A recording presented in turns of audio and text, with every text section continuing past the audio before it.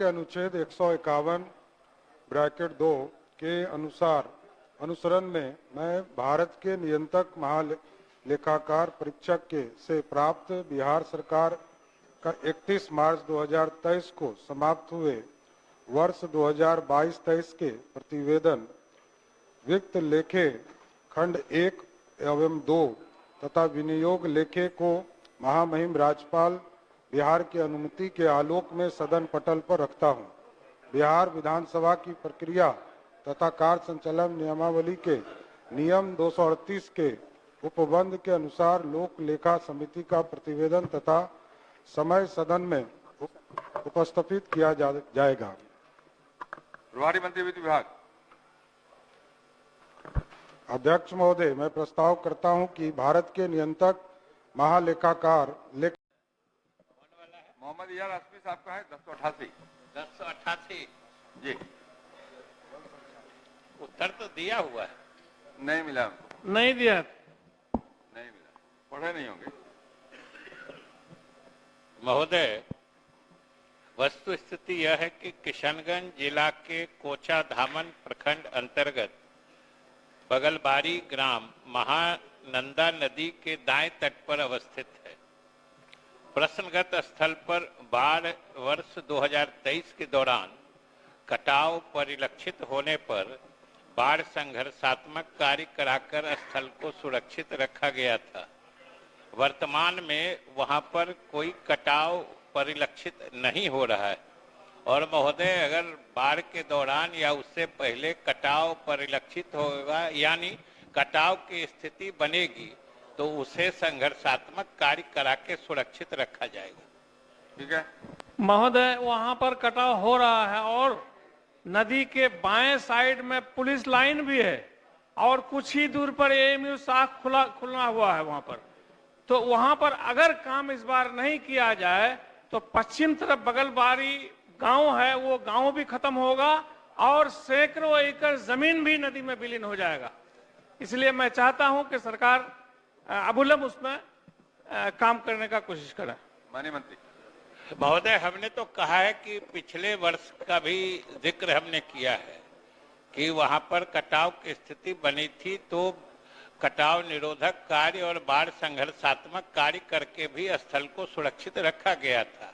और वैसे सूचना है कि अभी कटाव नहीं दिख रहा है, लेकिन माननीय सदस्य कहते हैं तो फिर से हम किसी वरीय अभियंता को भेज के दिखवा लेंगे और अगर पुलिस लाइन भी बगल में है तो हम और ज्यादा संवेदनशीलता से उसकी सुरक्षा करेंगे। यही महोदय, ये आपसे गुजारिश है कि दोनों साइड में दिखवा लीजिए। पुलिस लाइन भी खत्म होगा, एएमयू शाख भी खत्म होगा और हजारों एकड़ जमीन खत्म हो जाएगा महोदय। और मैं उम्मीद करता हूं आपसे कि आप बहुत जल्द इस काम को करवा दें, मेहरबानी होगी। श्री मुरारी प्रसाद गौतम, मुरारी प्रसाद गौतम, श्री छोटे लाल राय। क्योंकि मुझे लगा कि बहुत ज्यादा ढिढोरा पीटने से कोई फायदा नहीं है। हाई कोर्ट में हमने केस किया था और उसमें पिटिशनर हमारे बने सारण जिला के हमारे क्रांतिकारी जिलाध्यक्ष भाई समरेंद्र बहादुर सिंह जी। उनको हम लोगों ने पिटिशनर बनाया था। चूंकि और भी ऑर्गेनाइजेशन के कैपेसिटी में केस हुए तो ऑर्गेनाइजेशनल कैपेसिटी में केस के बाद मुझे कुछ लग रहा था कि ये जो मोगैम्बो है ये कुछ ऑर्गेनाइजेशन के नाम पर कुछ उल्टा सीधा बवाल खड़ा न कर दें। हाई कोर्ट में बहुत सारी बातें हो सकती थी, क्योंकि ये हमेशा निगेटिव करते रहते हैं, डाइवर्ट करने की कोशिश करते हैं। तो ऐसी स्थिति में सोचा कि ऑर्गेनाइजेशनल कैपेसिटी में न करके पर्सनल कैपेसिटी में ही कर दिया जाए। तो समरेंद्र जी के नाम से हमने केस फाइल किया था हाई कोर्ट में और उसका भी वही हश्र हुआ जो अन्य केसेस का हुआ। सभी केसेस एक साथ टैग कर दिए गए, जो लीडिंग केस था उसके साथ।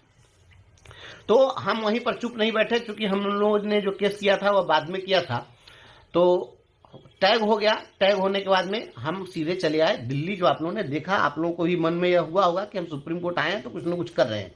तो आपको मैं बता दूं कि बहुत खुशी की बात है कि लगातार हमारे अधिवक्ता ने प्रयास किया। तुरंत हम लोग आए उस दिन और आनन फानन में एसएलपी तैयार किया गया, फाइल किया गया और फाइल करने के बाद डायरी नंबर तो उस दिन ही मिल गया था। लेकिन आप आज खुशी की बात है कि अभी थोड़ी देर पहले, आज दिन भर काफ़ी इसके लिए बहुत ही युद्ध स्तर पर लगना पड़ा वहां पर, तब जाकर आज सुप्रीम कोर्ट में SLP नंबर मिल सका है।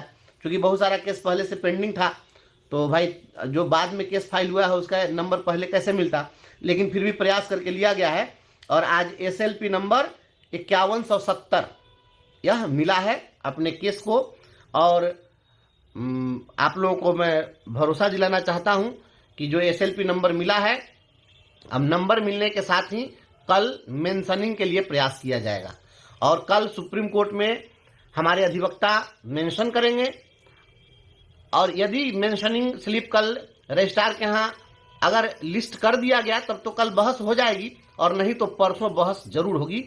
कल हो नहीं तो परसों तय है और बहस हो जाएगी। और बहस के साथ ही हम यह मांग कर रहे हैं कि इन परीक्षाओं पर रोक लगाई जाए और जो विशिष्ट शिक्षक नियमावली है, विशिष्ट शिक्षक नियमावली को रद्द किया जाए। अब सुप्रीम कोर्ट इस पर क्या करता है यह देखना होगा, लेकिन हमारी जो कोशिश है कि ये जो शीर्ष न्यायालय है अपने देश का, यह शीर्ष न्यायालय इस पर विचार करे कि माननीय उच्च न्यायालय के समक्ष किस प्रकार से लोगों के केस को दरकिनार कर दिया जा रहा है और नहीं सुना जा रहा है।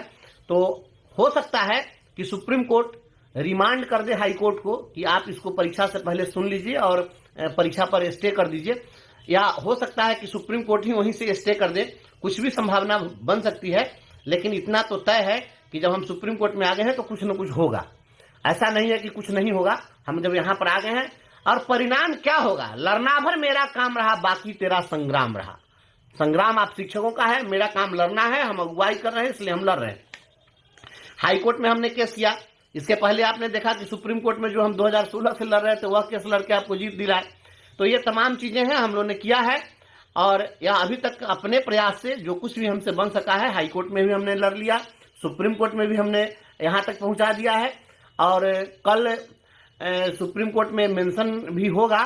तो आप समझ सकते हैं क्योंकि सुप्रीम कोर्ट की लड़ाई काफी खर्चीली होती है, यहाँ के अधिवक्ताओं की फीस बहुत ज्यादा होती है। इसलिए आप सभी लोगों से आग्रह है कि कल आप सभी लोग 11 बजे तक मुझे अधिक से अधिक आप लोग आर्थिक सहयोग करिए, ताकि हमें कल अधिवक्ता को फीस भी देनी है। मैं ऐसे पैसा मांगता नहीं हूं लोगों से, लेकिन चूंकि सुप्रीम कोर्ट की लड़ाई है, यहाँ तक तो हम अपने प्रयास से ले आए हैं, लेकिन इसके आगे हमसे नहीं हो सकेगा। आप सभी लोग मदद करिए, तो आप लोग करिए सहयोग और ईश्वर से प्रार्थना करिए कि हम जिस अभियान में लगे हैं वह अभियान सफल हो, सुप्रीम कोर्ट में आपकी बात कल गूंजे। कल अगर मेंशनिंग में सुन लिया गया, कल अगर बहस हो गई तो कल ही, नहीं तो परसों निश्चित रूप से कुछ न कुछ होगा। हम बेहतरी के लिए भरपूर प्रयास कर रहे हैं।